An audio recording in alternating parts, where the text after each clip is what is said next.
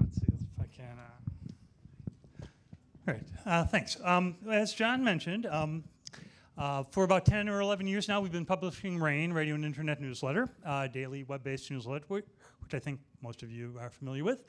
Out of that, we kind of spun out AccuRadio, hundreds of channels of personalizable internet radio that are aimed at an older audience. It's primarily jazz and Broadway and oldies and country and things like that. And from that, we're spinning out when we have a lot of channels in a given format, we spin those off into a separate brand. So we've spun out a jazz brand and a Broadway brand, and we have some more in the works. Basic theme of this year's kind of State of the Industry address is that I think for reasons I will explain in a moment, the timing is really great for all of us in the room to make our businesses happen. It's really, if you have an idea in mind, it's time to make your move. If you are already moving, it is time to pour it on. I usually have a 60s or 70s TV show pop culture reference theme in these things. Usually it has been Star Trek. Last year I tried to mix up a little bit and use Man from U.N.C.L.E. Someday I'm going to use the Bionic Woman.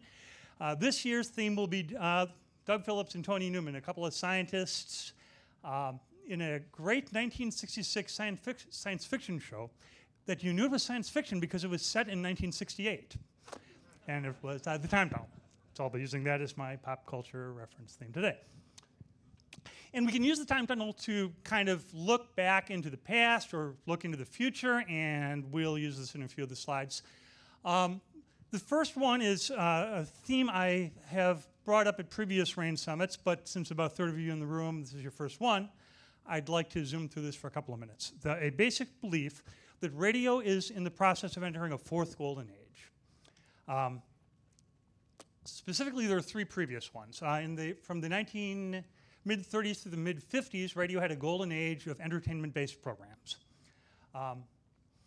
And they were largely 15 minutes long, which is where we get the phrase average quarter-hour audience. It's kind of leftover term from this era.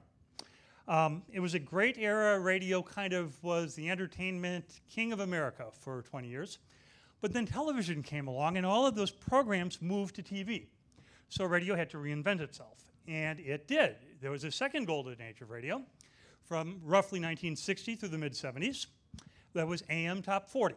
And as John mentioned, that's where I met him when he was programming WLS. It was a great era of radio, and even bigger and better than the previous one, more exciting, more fun, more colorful in many ways. But then FM came along, and all the music moved to FM, basically. So radio had to reinvent itself again, and it did for a third era. Third golden age was the 80s and 90s of AM talk, FM music. And this was most of us were in radio for this era, bigger even than the previous one. But then consolidation came along, and the internet came along, which changed everything, and radio's in the process of reinventing itself one more time into what I believe is going to be considered a new and even better golden age. That golden age has four characteristics. The first one is variety. That when radio is delivered via a mechanism that has limited capacity, you only see kind of if you're familiar with the book, The Long Tail, you only see kind of the left-hand edge of consumer tastes. You know that there's people who like top 40 and country and oldies and R&B, but when capacity constraints are taken away, you can see there's a lot more tastes out there in what's called the long tail. People who want to hear indie rock or electronica or Celtic or tango or comedy or world music. And when radio can be delivered through a transmission medium that doesn't have any constraints, all of these tastes can be satisfied. So it's a much better era for anyone who has tastes in these genres. So there's always been room for radio stations that played the Beatles or whoever these guys are, but now there's room for stations that specialize in Billie Holiday or Diana Krall or pop opera or ukulele music or singles that weren't hits, or a cappella music, like Nothing But Treble, or 50s comedy, or even pop standards albums by guys who used to star in the Time Tunnel. All of these tastes can be satisfied now.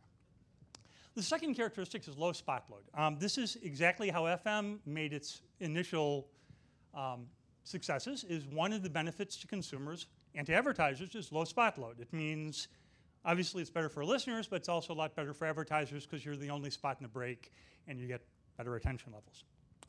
Third characteristic of this golden age is ubiquity, the fact that you no longer need a radio device to listen to the radio. It's there on your PC, it's there on your laptop, it's there on your smartphone. It's coming to a new generation of tabletop radios, and pretty soon it's going to be in your dashboard. So where people today have more devices and more ways to listen to radio than they ever have had before. Then fourthly, and most importantly in this golden age, I think, is personalization. The fact that you can, because the internet is a two-way mechanism and because it's a one-on-one delivery system, people can customize a radio stream to their tastes. So you can be listening to a pop standard station, and if Rod Stewart comes up, you can skip it or you can ban him. These are great benefits. It's what consumers want. Arbitron and Edison Research have done an annual study of internet radio for more than a decade now, and the primary benefits that people are appreciating about internet radio are ubiquity, low spot load, variety, and most important, personalization. It's right there in the data, and it's right there in people's behavior. This is kind of a repeat of history we've seen before because we saw it when music migrated from AM to FM. It migrated because of variety, more channels of music, low spot load, at least in the early days, and a technology benefit called stereo. Well, now it's migrating to the internet for similar reasons. Even greater variety, back to low spot load, the ubiquity issue, and then what I think is the parallel of stereo, which is personalization. So let's look into the time tunnel issue and predict a couple other things. One is I've been arguing for a couple of years, what happens if music moves from FM to internet delivery? Well, maybe talk moves from AM to FM. And by gosh, in the last few months, that seems to be happening. That almost, I think now every single day in the news, there's a medium or large market AM news or talk station that moves to FM or is launched specifically for FM. And this is on, and sometimes multiple ones in the same week in the same market. Now this is on top of the fact that all the NPR stations have been doing this for years, but it makes sense because talk is something that personalization doesn't quite make sense. The ubiquity and fidelity of FM is a great thing for talk and great for demos for the stations. It just makes a lot of sense for everybody. So, as per the previous panel, we can take a look at our semi-annual what's happening in terms of internet radio listening. And it's neat to have server-based numbers with actually no margin of error, as the previous panel discussed. It's pretty accurate numbers from former Andrew Media, currently Triton Digital. These numbers come out every month. What I'm going to look at briefly is the most recent press release, which is June 2011. And I'm going to look at the US-only numbers, and I'm going to look at the standard day part of Monday through Sunday, 6 a.m. to midnight. A couple of interesting trends. One is that in the last year, these are the broadcasters who do simulcasts of their stations online. In addition, CBS has some products that they offer to AOL and Yahoo in their number. They have an AQH, Monday through Sunday, 6 a.m. to midnight, of about 280,000 people. And in the last year, that's been basically flat. There are some webcasters who are non-personalizable. They deliver their programming through iTunes Radio, for example, or through Shoutcast. And those stations have an AQH of about 16,000 people, and again, have been flat over the last year. The big number is personalizables. That's primarily Pandora. It's also Slacker. It's also us at AccuRadio, with an AQH of 520,000 people and up 38% in the last year. However, that 520,000 people is missing some data. In that, as footnoted in the report, some Pandora apps don't have the Triton Digital code at the moment. So those numbers are being underestimated. So let's take a look at that for a moment. This chart is, the left-hand side is AQH, Monday through Sunday, 6 a.m. to midnight. The red line is the AQH of the top 5 broadcasters combined. The AQH of their streams. And it's around, as I said, about 200 80,000-ish people, and basically flat over the last 2 years. The green line is Pandora. And as you can see, they crossed the line almost 2 years ago, having a bigger AQH than all of the top 5 broadcasters combined. They now, a year later, the next vertical blue line have a bigger AQH than the streams of all broadcasters combined. And it looks from this data as if, well, they've plateaued out, correct? Well, so that's the Pandora line versus the top 5 broadcasters line. Well, what's interesting about Pandora is because they're now a public company, we get to know lots about them. They have to file S1s, is it? Yeah, S1s with the Security and Exchange Commission and do analyst calls and things, and we get to look at their financials, and we get to know all sorts of stuff about them that we don't know about Slacker and we don't know about most other companies, including here's quarterly financials, for example. So from those SEC reports, there's some interesting data. They just released what the number of listening hours they had in their last fiscal quarter, May through July of 2011. They had 1.8 billion listener hours. And stick with me for 1 second because this will lead to an interesting result. Divided by their 3 months and a quarter, each month they were delivering 600 million listening hours. I'm guessing about 90% of those were 6 a.m. to midnight, which would mean in the 6 a.m. to midnight world, they have about 540 million hours in June. There were 30 days in the month, so each on the average day, they delivered about 17 million hours. There's 18 hours in the broadcast day, which means their actual AQH, according to what they're filing with the SEC, which I would think is probably accurate data, is 944,000 AQH. So while that's what we're seeing in the data that's missing some measurement because of the module is not in their apps, the actual Pandora line is this. Well, that's really something, isn't it? It means that consumers are embracing internet radio and specifically personalizable internet radio at a much greater rate than I think any of us, including me until I made this chart a couple hours ago, realized. So if you look at the top broadcasters by AQH in America, the leading one is Clear Channel with about 5.6 million AQH for their 800, 900 radio stations. CBS at 2.3 million, then Citadel, then Sirius. That's a rough guess on my part. And then Pandora, 5th largest AQH of any radio broadcaster in America, ahead of Cumulus, Entercom, Cox, Univision, Radio One, and Radio Media. Even by revenues, although this is early days for this medium, they're already top 9 with $250,000 roughly in revenues this year, and growing at 100% a year so far. They announced in that last analyst call that they are in most major markets the #1 18 to 34 radio station, if you combine all their listeners into a single radio station. As their CEO, Joe Kennedy, their founder, Tim Westergren, as you know, will be keynoting in a couple hours.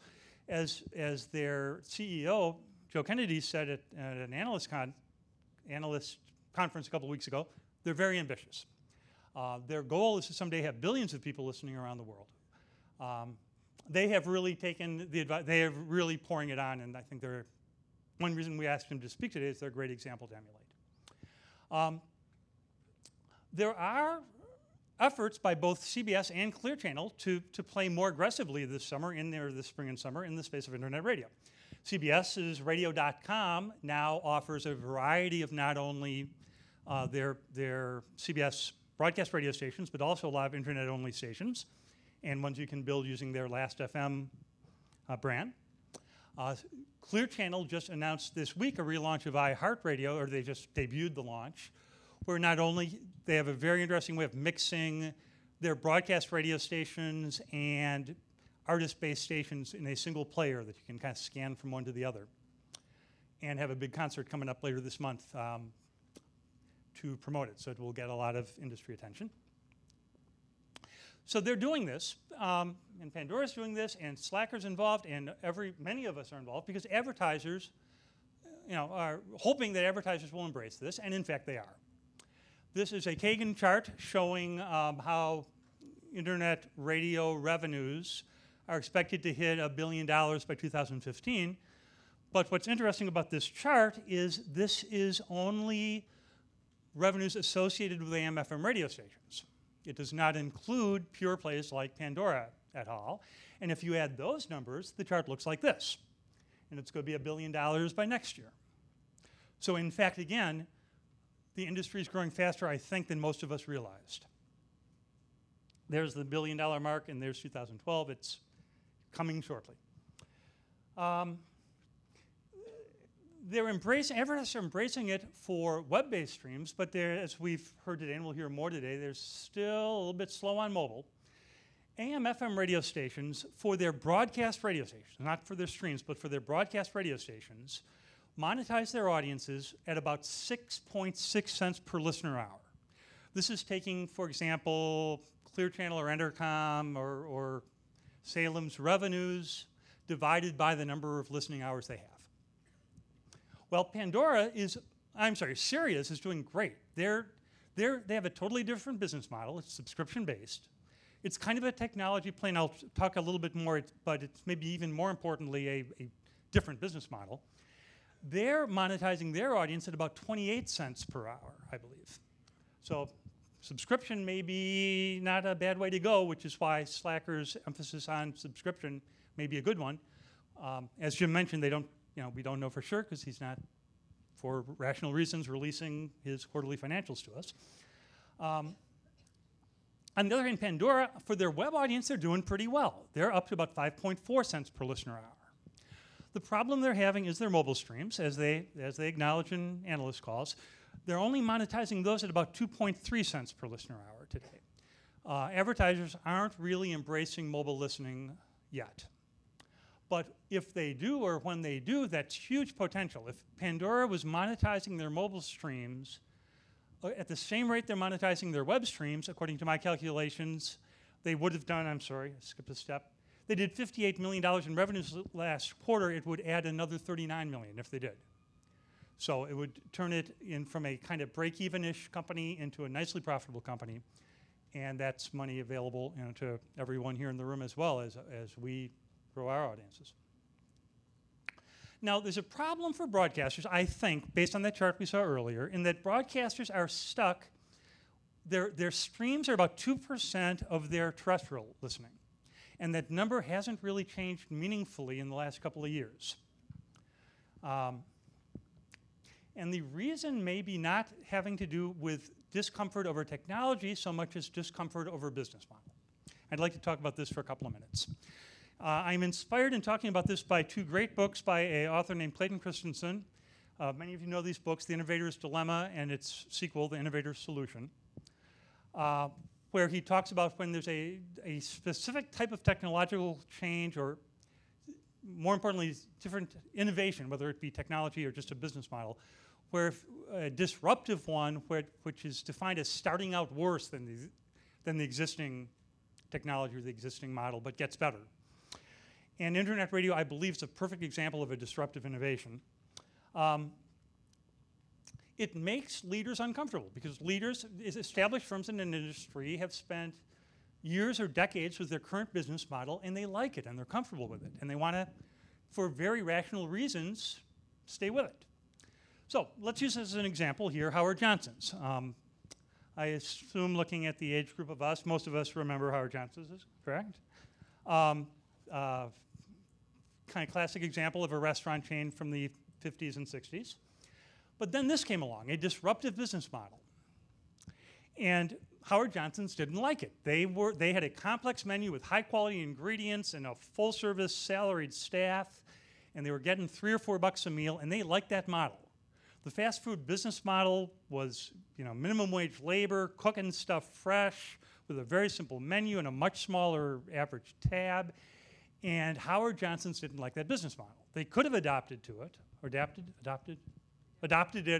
to it, but they didn't want to. Similarly, there's a different business model for broadcast radio than there is for what seems to be working in internet radio. In broadcast radio, everything revolves around a 90-mile radius, kind of the this is a Walter Sabo, the consultant line, that broadcasters think in terms of 90-mile radiuses. Whereas internet radio opportunities are national or global. Broadcasters have relationships with local advertisers, but the big money on internet radio seems to be national advertisers. Broadcast radio has high fixed costs, getting a license and getting the equipment. Internet radio anyone can launch, but then broadcast radio has low variable costs. Your costs don't go up with new listeners, and in internet radio they do. It's a different business model. Broadcasters don't like that. In broadcast radio, tight segues are important, but in internet radio, you can't do them. In broadcast radio, personalities matter. In internet radio, it seems like they don't. Broadcast radio is comfortable doing many different brands. Internet radio seems to work best with one brand. In broadcast radio, the brand means a musical genre. In internet radio, it means a user interface, a graphical user interface. So it's a quite different situation, but adopting to the new business model may have far greater growth potential than not, is what he argues. Technology is right behind all these efforts to grow internet radio in the way it's growing. It's really supporting it with devices I mentioned, like tabletop radios like these. This is a cool British one that isn't in the US yet, as far as I know. However, those devices aren't working, we have learned this year, as well as something I've heard called the nomadic device. The fact that you can take your smartphone and plug it into your clock stereo or your speaker system. This is what I have at home. And this is working much better because all your settings and all your favorite stations are stored on that thing, and then you can use earphones on the L, or plug it into your car, or plug it into your speakers, and this is a great solution. Also works with iPads. In-dash is on the way. This is a great photo I found of early days of FM, where it was Motorola built totally separate radios. And that's kind of the days we are right now with internet radio. It's kind of kludgy to get it in your dashboard. But I've been going to a couple of automotive conferences and working with one of our sponsors, Livio, on devices, and I see it's coming. This is a Pandora, I think this is a Pandora solution in Minis. This is an interesting European thing. This is what Toyota's doing. It's coming to dashboards soon. They're designing them now. They're starting to build them, and it will be ubiquitous in the next few years, where your internet radio will be right there on your dashboard. The biggest risk, I don't want to spend too much time on this today, but I don't want to also sound too Pollyanna-ish, is royalties. If anything gets in the way of the transition of music, it will be this. Internet radio, the airplay is great for musicians. Labels aren't convinced of it. If there's any analyst problem with Pandora, it's this problem that the royalty rate for sound recordings is 0% for AM/FM, 7% for Sirius, and Pandora is paying 50% of their revenues. Other webcasters probably paying more. There's an argument, at least in the latter two circles, that there's maybe some disequity there. And if there's anything that's going to hold it back, this will be the one. So we'll talk about it more at future summits. But there is still this kind of risk overhang, I think it's called. In conclusion, I think it's time. My point is, it's time to make your move. That if you look at in this time tunnel thing, if you could go back in time to when McDonald's was just kicking in, you could have said, "Hey, I could do the same thing," and you knew it was going to be a success. You could have thought, "Hey, I'll do the same thing with chicken, or I'll do the same thing with Mexican food. I'll call it taco gong or something."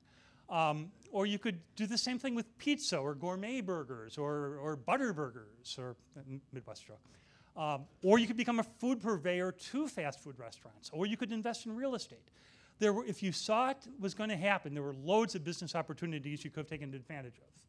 Well, none of us in the room can go back, since the time tunnel was actually a fictional 1966 ABC TV show, we can't actually go back and do any of these things. But we see Pandora kicking in right now, correct? And so that means, well, maybe we could do the same thing, but specialize in jazz or Broadway. Don't do Broadway, we're doing Broadway.